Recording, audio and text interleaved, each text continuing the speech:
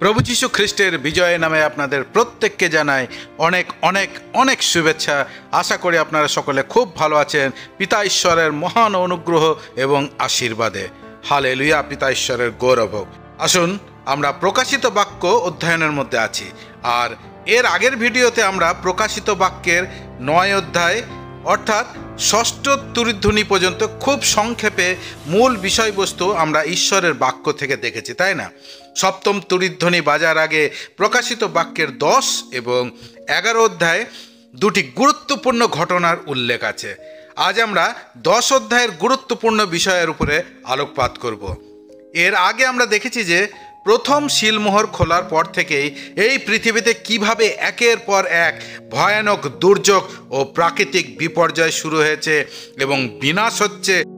আর ঠিক সপ্তম শিলমোহর খোলার পূর্বে স্বর্গে প্রায় আধ ঘন্টা একদম নীরবতা থাকে, তাই না? যা পরবর্তী ঘটনার গম্ভীরতা এবং গুরুত্বকে ইঙ্গিত করে।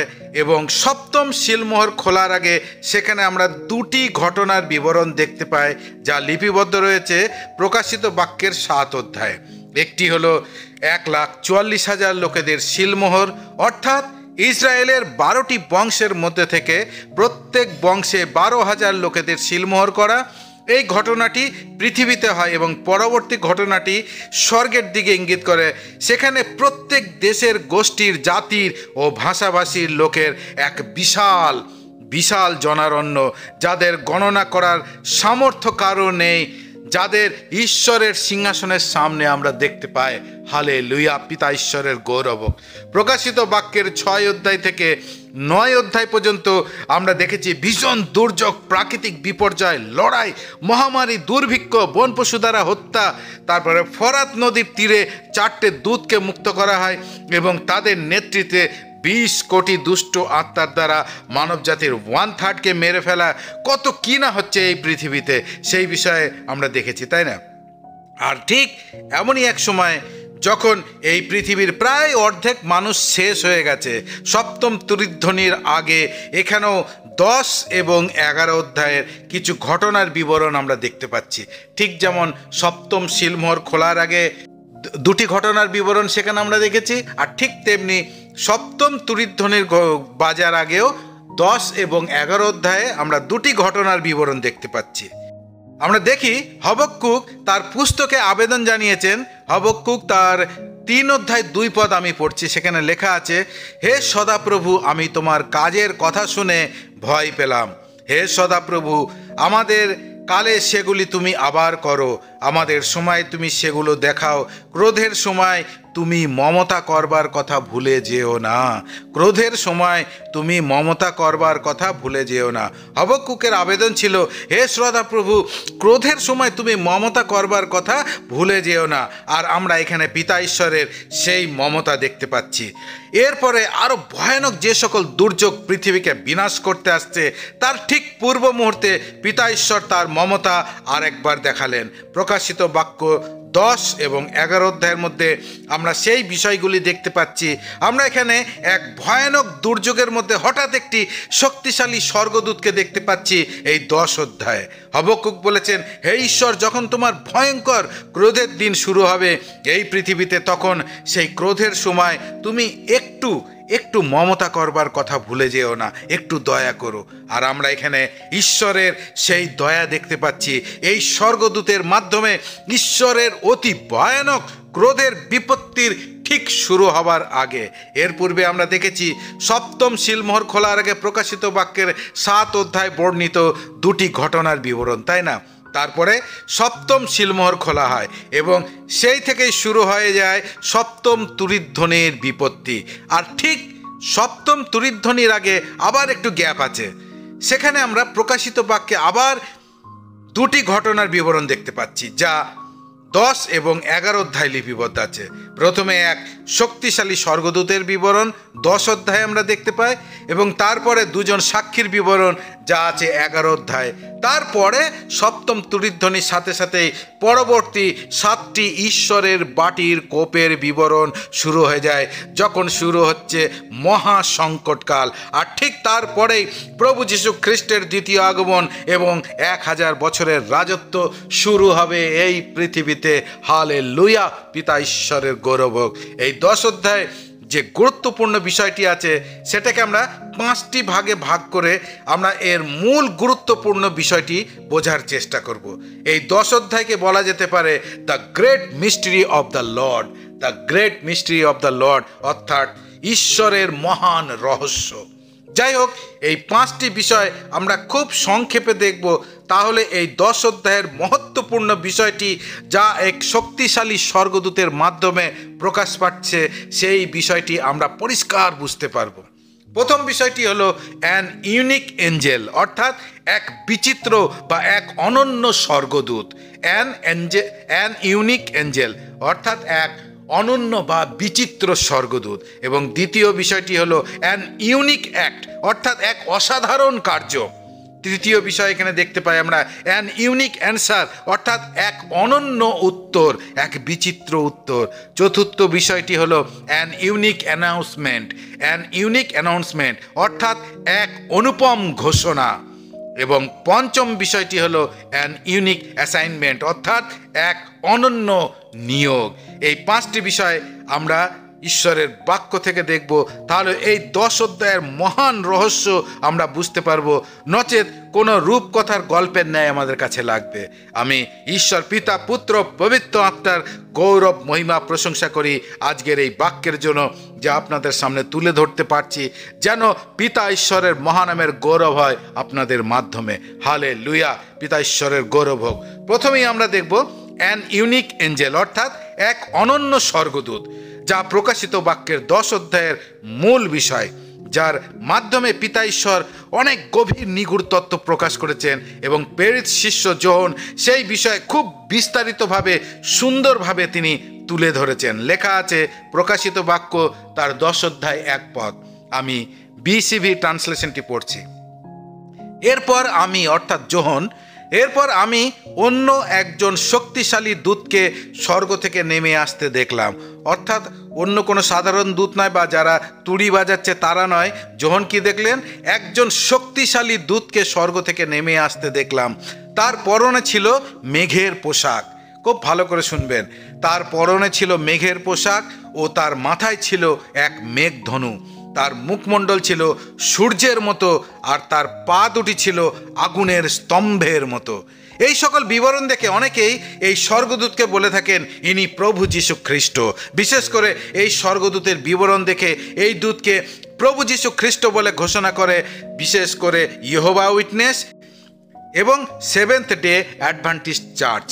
তারা এই স্বর্গদূতকে প্রভু যিশুর সাথে তুলনা করে থাকেন, যা সম্পূর্ণরূপে ভুল শিক্ষা, এবং সেই ভ্রান্ত শিক্ষা দ্বারা তারা অনেককে ভ্রান্ত করেছে।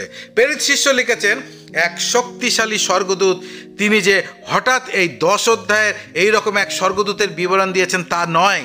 যোহন হঠাৎ করে এরকম এক স্বর্গদূতের বিবরণ প্রথম দিচ্ছে না। এর পূর্বেও আমরা দেখেছি প্রেরিত শিষ্য যোহন এই শক্তিশালী স্বর্গদূতের বিষয়ে আরও 4 জায়গাতে ব্যক্ত করেছেন। লেখা আছে প্রকাশিত বাক্যের 5 অধ্যায়ে আমরা দেখতে পাই, 7 অধ্যায়ে দেখতে পাই, 8 অধ্যায়ে দেখতে পাই এবং 18 অধ্যায়তেও দেখতে পাই। এছাড়াও বাইবেলে এই প্রকার স্বর্গদূতের বিষয়ে আমরা ড্যানিয়েলের পুস্তকেও 10 অধ্যায় এবং 12 অধ্যায়, জিহুদার পত্রের 9 পদে আমরা দেখতে পাই। ইনি এক বিশেষ শক্তিশালী স্বর্গদূত, প্রভু যীশু খ্রিস্ট নয়। হতে পারে সেই শক্তিশালী স্বর্গদূত মিখাইল হতে পারে। এটা জাস্ট আমার অনুমান মাত্র। যেহেতু তার নামের কোনো উল্লেখ নেই, তাই আমাদের অনুমান না লাগানোই ভালো, তাই না? যেমন লুসিফারের বিষয়ে আমরা দেখতে পাই জিহিজকেল ভাববাদীর পুস্তকে লেখা আছে। জিহিজকেল তার 28 অধ্যায় 12 থেকে 15 পদ আমি পড়ছি। SBCL ট্রান্সলেশনটি আমি পড়ছি। সেখানে দেখুন কি লেখা আছে।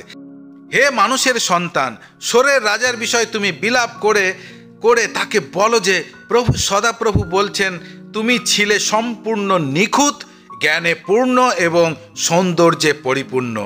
13 পদ, তুমি ঈশ্বরের বাগান এদনে ছিলে, সব রকমের দামি দামি পাথর, শারদীয়মণি, পিতমণি, হীরা, পোকরাজ, বৈদুর্যমণি, সূর্যকান্তমণি, নীলকান্তমণি, চুনি, পান্না ও সোনা দিয়ে তুমি সাজানো ছিলে। তোমার সৃষ্টির দিনে এগুলোকে প্রস্তুত করা হয়েছিল। 14 পদে লেখা আছে, রক্ষাকারী করুব হিসাবে তোমাকে অভিষেক করা হয়েছিল। রক্ষাকারী করুব হিসাবে তোমাকে অভিষেক করা হয়েছিল, কারণ সেভাবেই আমি তোমাকে নিযুক্ত করেছিলাম। তুমি ঈশ্বরের পবিত্র পাহাড়ে ছিলে। তুমি আগুনের মতো ঝকমক করা পাথরের মধ্যে দিয়ে হাঁটা চলা করতে। 15 পদে লেখা আছে, তোমার সৃষ্টির দিন থেকে তোমার চাল চলনে তুমি নির্দোষ ছিলে, কিন্তু শেষে তোমার মধ্যে দুষ্টতা পাওয়া গেল। যেই দুষ্টতা তাকে এক সুন্দর স্বর্গদূত থেকে তাকে কি করলো? শয়তান লুসিফারে পরিণত করলো। যাই হোক, বাইবেলে কখনোই প্রভু যীশু খ্রিস্টকে কোনো স্বর্গদূতের সাথে তুলনা করা হয়নি। সুতরাং বিভ্রান্ত হবেন না এবং কোনো ভুল শিক্ষা দ্বারা প্রতারিত হবেন না এই স্বর্গদূতকে প্রভু যীশু খ্রিস্ট হিসাবে মনে করে। ইনি হলেন এক শক্তিশালী স্বর্গদূত। প্রভু যীশু খ্রিস্ট কখনোই নয়, কারণ প্রভু যীশু খ্রিস্টের দ্বিতীয় আগমন হবে সর্বব্যাপী, প্রকাশ্যে হবে। কেবল গুপ্ত আগমন বা র্যাপচার হবে প্রভু যীশু খ্রিস্টের, সেটা গুপ্তভাবে এবং এক পলকে হবে, চক্ষুর পলকে। সুতরাং বিভ্রান্ত হবেন না। যোহন লিখেছেন, এক শক্তিশালী দূতকে স্বর্গ থেকে নেমে আসতে দেখলাম, এবং সেই দূতের বর্ণনা যেভাবে দেওয়া আছে তা সর্বশক্তিমান ঈশ্বরের পরাক্রম, গৌরব ও মহিমাকে প্রকাশ করে, যার ফলে অনেকেই বিভ্রান্ত হয়ে যান, তাকে প্রভু যীশু খ্রিস্ট হিসাবে মনে করেন। যাই হোক, এরপর আমরা এই শক্তিশালী স্বর্গদূতের বস্ত্রের বিবরণ থেকেও অনেক কিছু জানতে পারি। যেমন লেখা আছে, তার পোশাক ছিল মেঘ ছিল তার পোশাক, আর তার মাথার উপরে ছিল মেঘ ধনুক। তার মুখ সূর্যের মতো, আর তার পা ছিল আগুনের ধামের মতো। আমরা বাইবেলে যখনই মেঘের বিষয় দেখি, মেঘের কোনো বিবরণ দেখি, তখনই আমরা দেখি যে মেঘ ঈশ্বরের মহিমা, ঈশ্বরের সামর্থ্য, ঈশ্বরের পরাক্রম, ঈশ্বরের প্রভুত্বকে প্রকাশ করে। মেঘ ঈশ্বরের মহিমা, সামর্থ্য, পরাক্রম এবং প্রভুত্বকে প্রকাশ করে। এবং নতুন নিয়মে মেঘ ঈশ্বরের বিচার দণ্ডকে, ন্যায় দণ্ডকে প্রকাশ করে। আমরা দেখি মতি তার 24 অধ্যায় 30 পদ, সেখানে লেখা আছে, এমন সময় আকাশে মনুষ্যপুত্রের চিহ্ন দেখা দেবে। তখন পৃথিবীর সমস্ত লোক দুঃখে বুক চাপড়াবে। তারা মনুষ্যপুত্রকে শক্তি ও মহিমার সঙ্গে মেঘে করে আসতে দেখবে। খ্রিস্ট যিশু আসছেন শক্তি ও মহিমার সঙ্গে মেঘে করে এই জগতের ন্যায় বিচার করতে। হালেলুয়া! আমরা তার অপেক্ষায় আছি, তার প্রস্তুতি আমরা নিচ্ছি, তাই না? এবং প্রস্তুতি সহকারে আমরা দিন প্রতিদিন এগিয়ে চলেছি প্রভুর এই আগমনের জন্য। তারপরে দেখি সেই শক্তিশালী স্বর্গদূতের মাথার উপরে ছিল মেঘধনুক, যা প্রকাশ করে ঈশ্বরের প্রতিজ্ঞার চিহ্নকে। মেঘধনুক প্রকাশ করে ঈশ্বরের বিচারের চিহ্নকে, ঈশ্বরের মহান অনুগ্রহকে, ঈশ্বরের প্রতিজ্ঞা এবং আশার চিহ্নকে প্রকাশ করে এই মেঘধনুক। এরপর দেখি তার মুখ সূর্যের মতো, আর তার পা ছিল আগুনের থামের মতো, যা প্রকাশ করে ঈশ্বরের পরাক্রম ও সামর্থ্যকে, এবং তার পা ছিল আগুনের থামের মতো, যা প্রকাশ করে পবিত্রতা ও ন্যায়কে। প্রেরিত শিষ্য যোহন বিস্তারিতভাবে বর্ণনা করেছেন প্রতিটি বিষয়, যা প্রকাশ করে সেই শক্তিশালী স্বর্গদূত কোনো সাধারণ কাজের জন্য নিজ ইচ্ছায় নেমে আসেননি, বরং সর্বশক্তিমান ঈশ্বরের প্রতিনিধি হয়ে বিশেষ কোনো কাজের জন্য পিতা ঈশ্বরই তাকে পাঠিয়েছেন। হালেলুয়া! এবার আমরা দ্বিতীয় বিষয়টি দেখব, অ্যান ইউনিক অ্যাক্ট, অর্থাৎ এক অসাধারণ কার্য, যা পরবর্তী অংশের মধ্যে দিয়ে প্রকাশ পায়। প্রকাশিত বাক্য 10 অধ্যায় 2 এবং 3 পদ লেখা আছে, তার হাতে, অর্থাৎ সেই শক্তিশালী স্বর্গদূতের হাতে একটা খোলা ছোট্ট বই ছিল। তার হাতে একটা খোলা ছোট বই ছিল। তিনি তার ডান পা সমুদ্রের উপরে আর বাঁ পা ভূমির উপরে রেখে সিংহের গর্জনের মতো জোরে চিৎকার করলেন। তার চিৎকারের সঙ্গে সঙ্গে 7টা বাজ পড়বার শব্দ হলো। প্রকাশিত বাক্যের 5 অধ্যায়ে আমরা একটি পুস্তক দেখতে পাই, মনে আছে? আমরা যখন প্রকাশিত বাক্যের 5 অধ্যায়ে সেই বিষয়গুলি আলোচনা করছিলাম, সেখানে দেখি একটি পুস্তক, যে বিষয়ে এক শক্তিমান দূত মহারবে ঘোষণা করছেন ওই পুস্তক খোলার এবং সিলমোহর খোলার যোগ্য কে। এবং আমরা দেখি কাউকে পাওয়া যায়নি, কিন্তু আমরা দেখি প্রভু যীশু খ্রিস্ট যিনি এই পুস্তক খোলার একমাত্র যোগ্য। হালেলুয়া!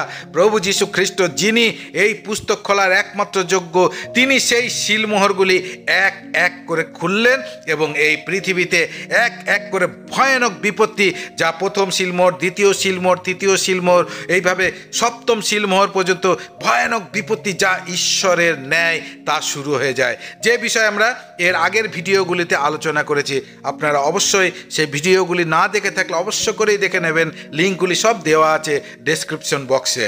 এটাই হলো সেই পুস্তক যা প্রভু যীশু খ্রিস্ট খুলেছেন, যাতে ঈশ্বরের ভয়ানক ক্রোধ, এই জগতের ন্যায়, অ্যান্টিক্রাইস্টের আগমন, দুষ্ট আত্মার ভয়ানক ভয়ানক কার্যাবলী যা পঞ্চম তুরধ্বনির পর থেকেই শুরু হয়ে গেছে, শয়তানের ভয়ানক কার্যাবলী, শয়তানের পতন, খ্রিস্টের 1000 বছরের রাজত্ব, নতুন আকাশ, নতুন পৃথিবী, নতুন জেরুসালেম, এই সকল বিবরণ ও শেষ সময়ের জন্য অনেক অনেক গুপ্ত রহস্য আছে, যা খুব শীঘ্রই প্রকাশ হতে চলেছে। হালেলুয়া!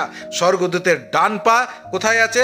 সমুদ্রের মধ্যে, যা প্রকাশ করে অন্য জাতিকে, এবং বাঁ পা পৃথিবীতে, ভূমির উপরে, যা প্রকাশ করে ইসরায়েল জাতিকে।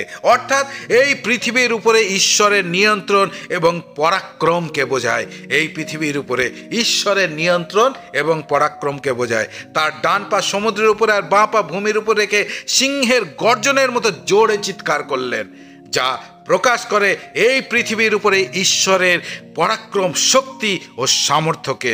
এই বিশ্ব ব্রহ্মাণ্ড এবং এই পৃথিবীর সমস্ত কিছু ঈশ্বরের কর্তৃত্বের অধীনে। যদিও শয়তান ভয়ানকভাবে পঞ্চম তুরধ্বনির পর অধোলোক থেকে বার হয়ে তার দলবল নিয়ে যা বিশাল পঙ্গপালের ন্যায় মৃত্যু যাতনা শুরু করেছে 5 মাসের জন্য, এবং ষষ্ঠ তুরধ্বনির পর আরও 4টে দূতকে ফরাত নদীর ধার থেকে মুক্ত করালো, এবং তারা 20 কোটি দুষ্ট আত্মার দল নিয়ে এই পৃথিবীর 1/3 লোককে মেরে ফেললো, তাই না?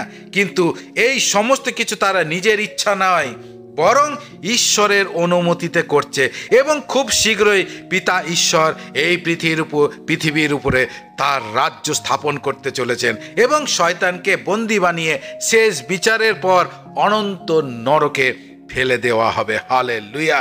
লেখা আছে, সিংহের গর্জনের মতো জোরে চিৎকার করলেন, যা প্রকাশ করে ঈশ্বরের মহা মহা পরাক্রম ও সামর্থ্য এবং অথরিটিকে।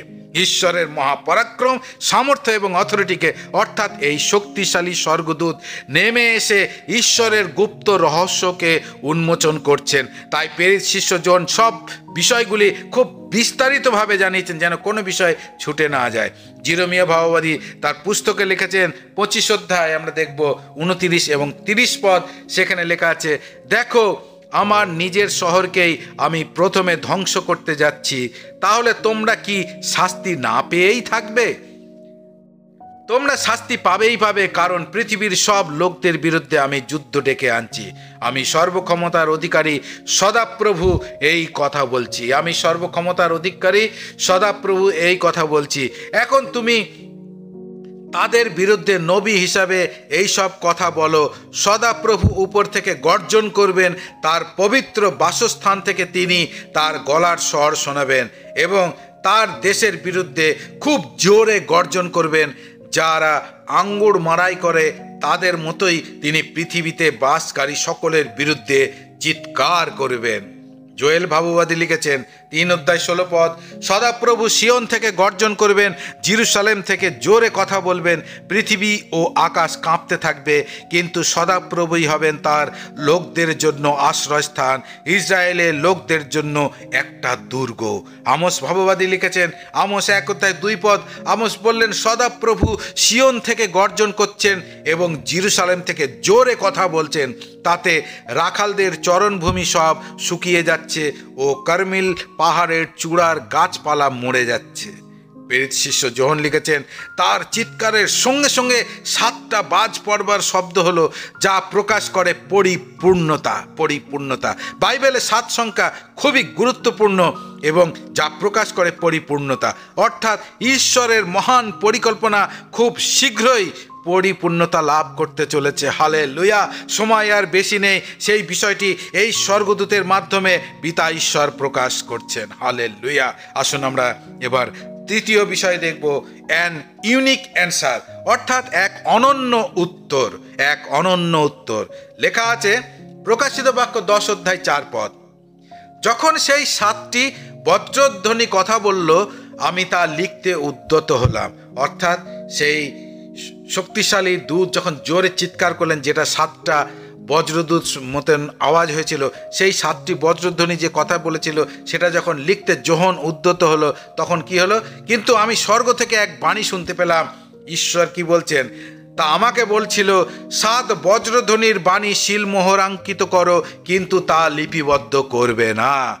যখন সেই 7টি বজ্রধ্বনি কথা বলল, আমি তা লিখতে উদ্যত হলাম, কিন্তু আমি স্বর্গ থেকে এক বাণী শুনতে পেলাম। তা আমাকে বলছিল, 7 বজ্রধ্বনির বাণী শিল মোহরাঙ্কিত করো, কিন্তু তা লিপিবদ্ধ করবে না। এখানে যে কথা গোপন রাখতে বলা হয়েছে, প্রেরিত শিষ্য যোহনকে সাধু যোহন সেই বিষয় গোপন রেখেছেন। সুতরাং যে বিষয় পিতা ঈশ্বর গোপন রাখতে চেয়েছেন, সেই বিষয়টি গোপন থাকুক এই মুহূর্তে। পিতা ঈশ্বর হয়তো পরে সেই বিষয় জানাবেন, তখন সেই গোপন বিষয় নিয়ে আলোচনা হবে। এখন সেই বিষয় নিয়ে কোনো অনুমান লাগিয়ে কিছু বলা বোকামি ছাড়া আর কিছুই নয়। কারণ ঈশ্বরের বাক্য বলে, যা লিপিবদ্ধ রয়েছে 2 বিবরণ তার 29 অধ্যায় 29 পদ, গোপন সব কিছু আমাদের ঈশ্বর সদাপ্রভুর ব্যাপার। গোপন সব কিছু আমাদের ঈশ্বর সদাপ্রভুর ব্যাপার, কিন্তু প্রকাশিত সব কিছু চিরকালের জন্য আমাদের ও আমাদের সন্তানদের, যেন এই আইন কানুনের সমস্ত কথা আমরা পালন করে চলতে পারি। ইয়োব তার পুস্তকে লিখেছেন 37 অধ্যায় 5 পদ, ঈশ্বর আশ্চর্যভাবে গর্জন করেন, তিনি এমন মহৎ মহৎ কাজ করেন যা আমরা বুঝতে পারি না। সুতরাং যে বিষয়ে বাইবেল নিস্তব্ধ, সেই বিষয় নিয়ে আমাদের মাথা ব্যথা করে কোনো লাভ নেই, কেননা সেই বিষয়গুলি ঈশ্বরের, যা আমরা বুঝতে পারবো না। যদিও অনেকে এই সকল বিষয়গুলি নিয়ে ভ্রান্ত শিক্ষা দ্বারা বিশ্বাসীদের বিভ্রান্ত করছে, তাই আপনারা খুব সাবধান। আমরা দেখি প্রকাশিত বাক্য 1 অধ্যায় যোহনকে লিখতে নির্দেশ দেয়, তাই না? প্রকাশিত বাক্য যখন আমরা পড়ি, সেখানে 1 অধ্যায় যোহনকে লেখার জন্য নির্দেশ দেওয়া হয়, কিন্তু 10 অধ্যায় 4 পদে কিছু গোপন রাখতে নির্দেশ দিচ্ছে। আবার যখন আমরা 22 অধ্যায় 10 পদ দেখব, সেখানে যোহনকে নির্দেশ দিচ্ছে, তুমি এই গ্রন্থের অর্থাৎ ঈশ্বরের বাক্য গোপন রেখো না, কারণ সময় সন্নিকটে। আবার দেখি দানিয়েলকেও কিছু কিছু বিষয় গোপন রাখতে বলা হয়েছিল, যে বিষয়ে আমরা দানিয়েল পুস্তক 8 অধ্যায় 26, 27 এবং 12 অধ্যায় 9 পদে দেখতে পাই। চতুর্থ বিষয়, অ্যান ইউনিক অ্যানাউন্সমেন্ট, অর্থাৎ এক অনুপম ঘোষণা। লেখা আছে প্রকাশিত বাক্য 10 অধ্যায় 5 এবং 6 পদে, যে স্বর্গদূতকে আমি সমুদ্র ও ভূমির উপরে দাঁড়িয়ে থাকতে দেখেছিলাম, তিনি তার ডান হাত স্বর্গের দিকে তুললেন, যিনি চিরকাল ধরে জীবিত আছেন এবং আকাশ, পৃথিবী, সমুদ্র ও সেগুলোর মধ্যে যা কিছু আছে তা সৃষ্টি করেছেন। তার নামে শপথ করে সেই স্বর্গদূত বললেন, আর দেরি হবে না, আর দেরি হবে না। স্বর্গদূত সর্বশক্তিমান ঈশ্বরের নামে শপথ করে বললেন, আর দেরি হবে না। অর্থাৎ পিতা ঈশ্বর তাকে যেভাবে নির্দেশ দিয়েছেন, ঠিক সেইভাবেই সেই শক্তিশালী স্বর্গদূত ঈশ্বরের নামে ঘোষণা করছেন, শয়তানের বিচারের সময় ও শাস্তি দেবার সময় খুবই খুবই সন্নিকটে, আর দেরি হবে না। পৃথিবীর বিচারের সময় সন্নিকট, আর দেরি হবে না। মনে পড়ে পঞ্চম শিলমোহর খোলার পর সেই বেদির নিচে যে সকল আত্মা ছিল, তারা জোরে চিৎকার করে বলল, হে পবিত্র ও সত্যময় প্রভু, যারা এই পৃথিবীর, তাদের বিচার করতে ও তাদের উপর আমাদের রক্তের শোধ নিতে তুমি আর কত দেরি করবে? তখন তাদের কি বলা হয়েছিল? তখন তাদের আরও কিছুকাল অপেক্ষা করতে বলা হয়েছিল। আর এখানে আমরা দেখতে পাচ্ছি স্বর্গদূত ঈশ্বরের নামে শপথ করে বললেন, আর দেরি হবে না, আর দেরি হবে না। শয়তান যে এই পৃথিবীর মানুষকে ধর্মের নামে, জাতির নামে ঈশ্বর থেকে দূরে সরিয়ে এক বিভ্রান্তের মধ্যে অন্ধ করে রেখেছে এই মানব জাতির অধিকাংশকে, তার সময়সীমা প্রায় শেষ হতে চলেছে, আর বেশি দেরি হবে না। আমরা দেখি যে সপ্তম তুরিধ্বনির পর থেকেই মহাক্লেশকাল শুরু হয়ে যাবে, যার সময়সীমা মাত্র 3.5 বছর হবে। 3.5 বছর ক্লেশকাল শেষ হবার পরেই মহাক্লেশকাল শুরু হবে, যেখানে আমরা দেখতে পাবো ঈশ্বরের ক্রোধের ভয়ানক 7টি বাটির মহাপ্রকোপ, যা এই পৃথিবী পৃথিবীকে ওলট পালট করে দেবে, যার পরিকল্পনা মানুষ কখনো ভাবতেও পারেনি। এই 3.5 বছর মহাক্লেশকালের পরেই প্রভু যীশু খ্রিস্টের দ্বিতীয় আগমন হবে এই পৃথিবীতে। হালেলুয়া। আর 1000 বছরের রাজত্ব হবে এই পৃথিবীতে, যার প্রতীক্ষায় কোটি কোটি বিশ্বাসী বর্গ আছেন। তাই সেই শক্তিশালী স্বর্গদূত মহান ঈশ্বরের নামে শপথ করে ঘোষণা করছেন, আর দেরি হবে না, আর দেরি হবে না। সকল বিশ্বাসী বর্গের প্রার্থনা, তোমার রাজ্য আইসুক, তোমার ইচ্ছা যেমন স্বর্গে তেমনি এই পৃথিবীতে সিদ্ধ হোক। এই প্রার্থনার উত্তর যার অপেক্ষায় যুগ যুগ ধরে বিশ্বাসীবর্গ ছিলেন, আছেন এবং থাকবেন, সেই প্রার্থনার উত্তর খুব শীঘ্রই পূর্ণ হতে চলেছে, আর দেরি হবে না। কেননা সেই শক্তিশালী স্বর্গদূত এক কঠিন অবস্থার মধ্যে যখন এই বিশ্ব ব্রহ্মাণ্ড, ঠিক সেই মুহূর্তে মহাপরাক্রমশালী ঈশ্বরের নামে শপথ করে ঘোষণা করছেন, আর দেরি হবে না। হালেলুয়া।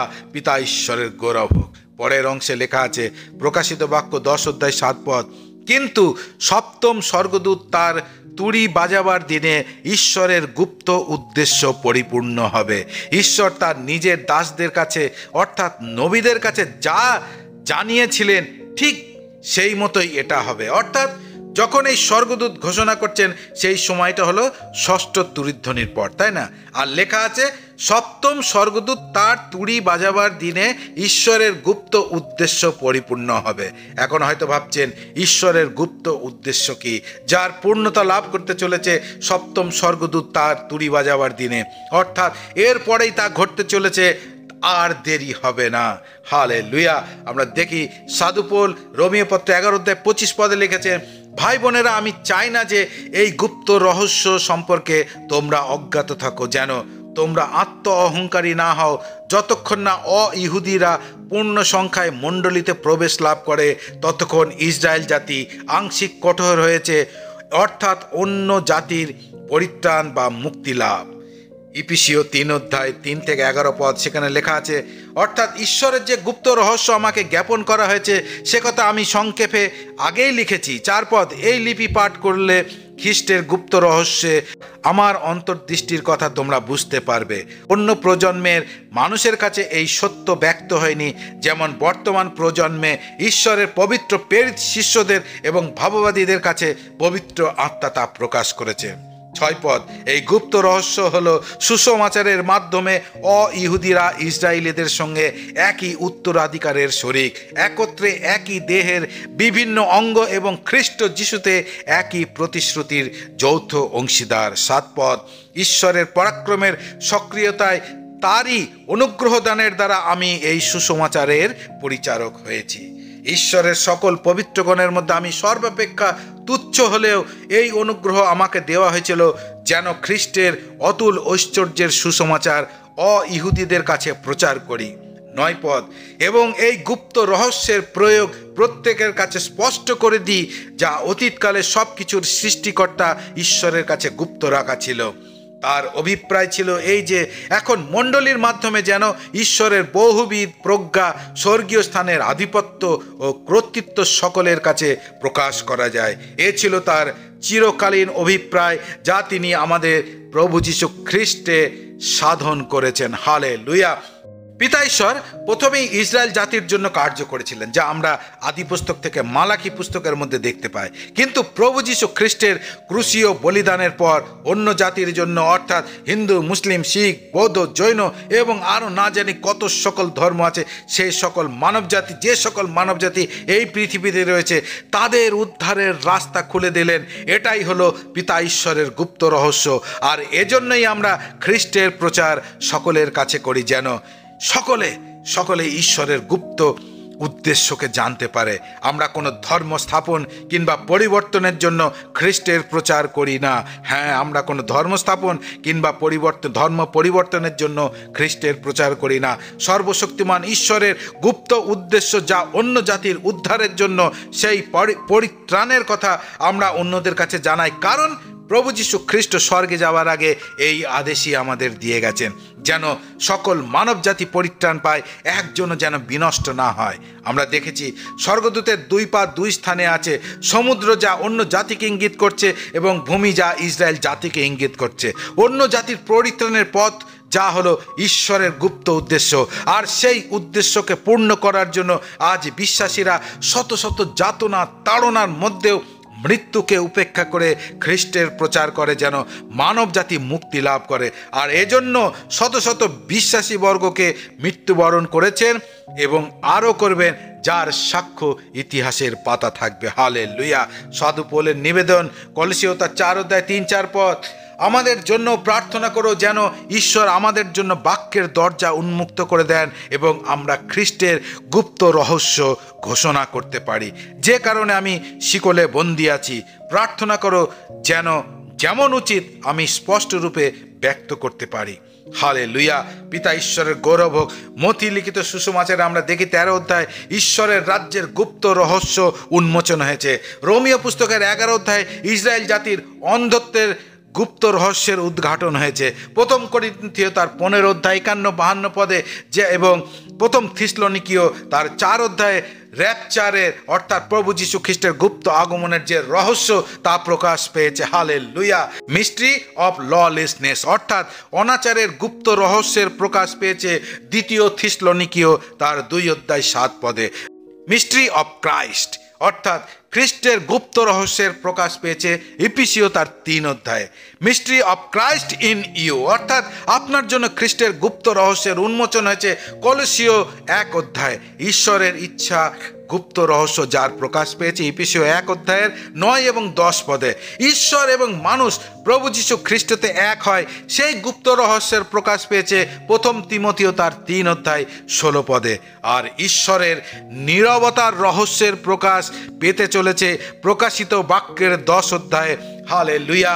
পিতা ঈশ্বরের গৌরব হোক। আমোস ভাববাদী লিখেছেন 3 অধ্যায় 7 পদ, নিশ্চয় সদাপ্রভু তার দাস ভাববাদীদের কাছে নিজের পরিকল্পনা প্রকাশ না করে সার্বভৌম সদাপ্রভু কিছুই করেন না। ঈশ্বরের ভয়ঙ্কর ক্রোধের দিনেও পিতা ঈশ্বর যা কিছু করবেন তার নিগূঢ় তত্ত্ব তার বাক্যের মধ্যে লিপিবদ্ধ করে রেখেছেন এবং গুপ্ত বিষয়ে কথা ঠিক সময়ে তিনি প্রকাশ করবেন। এখন আমরা দেখব পঞ্চম বিষয়, অ্যান ইউনিক অ্যাসাইনমেন্ট অর্থাৎ এক অনন্য নিয়োগ।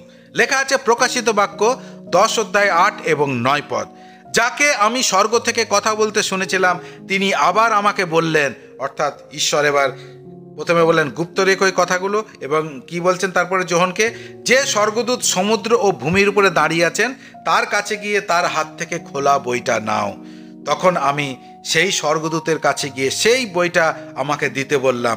তিনি আমাকে বললেন, এটা নিয়ে খেয়ে ফেলো, তোমার পেটকে এটা তেতো করে তুলবে কিন্তু মুখে মধুর মতন মিষ্টি লাগবে। আমরা দেখি পুরাতন নিয়মের পুস্তকেও দেওয়া হয়েছিল ইসরায়েল জাতির জন্য পরিত্রাণের জন্য, তাই না? জিসকেলের 2 অধ্যায় এবং 3 অধ্যায় আমরা দেখি সেই বিষয়ে। আর নতুন নিয়মে মথি থেকে প্রকাশিত বাক্য হলো অন্য জাতির পরিত্রাণের জন্য। একথা আজ কেউ বিশ্বাস করুক বা না করুক তাতে কিচ্ছু যায় আসে না। যারা সেই সুসমাচার বিশ্বাস করে তাদের কাছে ঈশ্বরের বাক্য মধুর মতো মিষ্টি লাগবে। হালেলুয়া। যারা সেই ঈশ্বরের বাক্যকে গ্রহণ করে তাদের কাছে মধুর মতো মিষ্টি লাগবে, কিন্তু যারা অবিশ্বাস করবে, তুচ্ছ জ্ঞান করবে, সেই অবিশ্বাসীদের জন্য ঈশ্বরের বাক্য তেতো লাগবে, যা তাদেরকে নরকে টেনে নিয়ে যাবে। পিতা ঈশ্বর তার ভয়ানক ক্রোধের মধ্যেও দয়া করছেন এবং 2 জাতি অর্থাৎ ইসরায়েল এবং অন্য জাতির জন্য পরিত্রাণের পথ তিনি তখনও খুলে রেখেছেন। এমনকি তিনি আরও একটি ছোট্ট পুস্তক যাতে শেষ সময়ের নিগূঢ় তথ্য আছে সেই স্বর্গদূতের হাতে দিয়েছেন, যা প্রেরিত শিষ্য যোহনকে খেয়ে নিতে বলেছেন, যার ফলে পেটকে এটা তেতো করে তুলবে কিন্তু মুখে মধুর মতন মিষ্টি লাগবে। এই শেষ সময়েও পিতা ঈশ্বর ক্রমাগত পরিত্রাণের কাজ চালিয়ে যাচ্ছেন, সেই পথ তিনি বন্ধ করেননি। আজ যারা খ্রিস্টের আগমনের জন্য অধীর আগ্রহে প্রস্তুতি সহকারে অপেক্ষায় আছে তাদের কাছে ঈশ্বরের বাক্য মধুর ন্যায় মিষ্টি লাগে, কিন্তু যারা তা প্রত্যাখ্যান করছে, তুচ্ছ জ্ঞান করছে, তাদের কাছে ঈশ্বরের বাক্য তেতো লাগবে, যা তাদেরকে নরকে টেনে নিয়ে যাবে। এরপরেই আমরা দেখি পিতা ঈশ্বর 2 জন সাক্ষীকে প্রেরণ করবেন, যাদের মাধ্যমে পিতা ঈশ্বর অনেক অনেক গুপ্ত বিষয় প্রকাশ করতে চলেছেন জগতের মানুষের পরিত্রাণের জন্য এবং ইহুদি জাতির পরিত্রাণের জন্য। প্রকাশিত বাক্য 10 অধ্যায় 11 পদ লেখা আছে, তখন আমাকে বলা হলো, অর্থাৎ যোহনকে বলা হলো, তোমাকে আবার বহু জাতি, দেশ, ভাষাভাষী ও রাজাদের সম্পর্কে ভাববাণী বলতে হবে। তোমাকে আবার বহু জাতি, দেশ, ভাষাভাষী ও রাজাদের সম্পর্কে ভাববাণী বলতে হবে।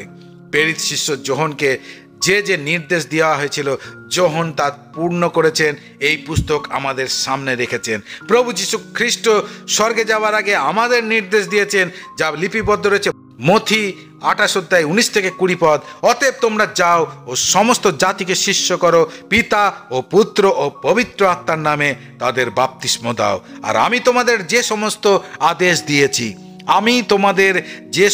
আদেশ দিয়েছি সেগুলি পালন করবার জন্য তাদের শিক্ষা দাও। আর আমি নিশ্চিত রূপে যুগান্ত পর্যন্ত নিত্য তোমাদের সঙ্গে সঙ্গে আছি। হালেলুয়া! পিতা ঈশ্বরের গৌরব হোক। প্রিয় ঈশ্বরের সন্তান, আজ আমরা কি করছি? আজই নিজেকে মূল্যায়ন করুন। আমরা দেখেছি একজন পোস্টম্যান অর্থাৎ পিয়ন বা পত্রবাহক যখন পোস্ট অফিস থেকে বার হয়, তখন সে বেশ কিছু টাকা নিয়ে বার হয়, তাই না? যা তার নিজের নয়।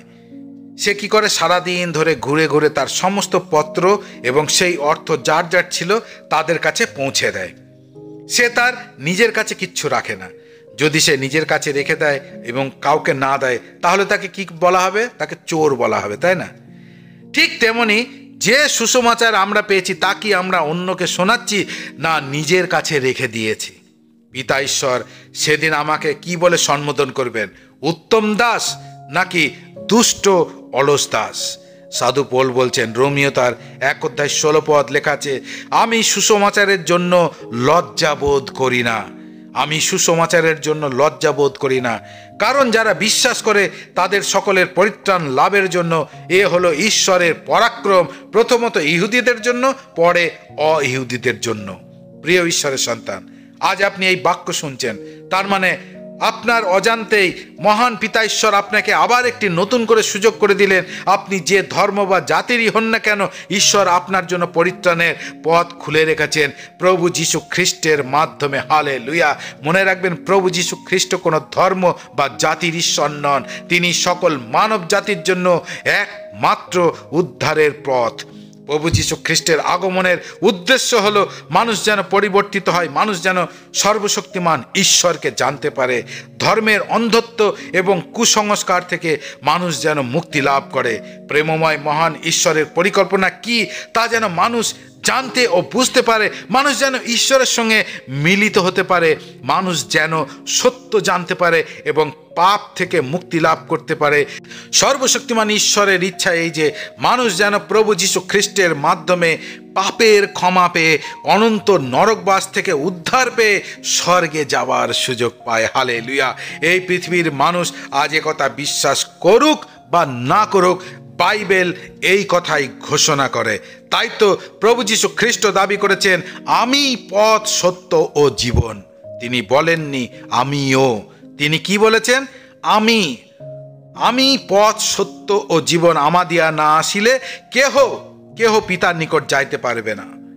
সে কথা যারা বিশ্বাস করেছে তারা পরিত্রাণ পেয়েছে এবং খুব শীঘ্রই তারা খ্রিস্টের সাথে মধ্য আকাশে মিলিত হতে চলেছে। আর দেরি হবে না, সে কথা শক্তিশালী দূত ঘোষণা করছেন। প্রিয় ঈশ্বরের সন্তান, এই পৃথিবীতে খুব শীঘ্রই অ্যান্টিক্রাইস্টের রাজত্ব শুরু হতে চলেছে, অর্থাৎ আমরা খ্রিস্টের গুপ্ত আগমনের একদম সন্নিকটে। তাই অনুরোধ, আর সময় নষ্ট না করে নিজে প্রস্তুতি নিন এবং অপরকেও উৎসাহিত করুন। সিদ্ধান্ত আপনার। সেদিনকে যেন পস্তাতে না হয়, সেদিনকে যেন বুক চাপড়াতে না হয়। পিতা ঈশ্বর আপনাকে তার এই বাক্যের দ্বারা প্রচুর প্রচুর আত্মিক আশীর্বাদে উচ্চ এবং উন্নত করুন। ভালো লাগলে অন্যকেও শেয়ার করুন, যেন তারাও ঈশ্বরের এই গুপ্ত রহস্যগুলি জানতে পারে। জয় যিশু।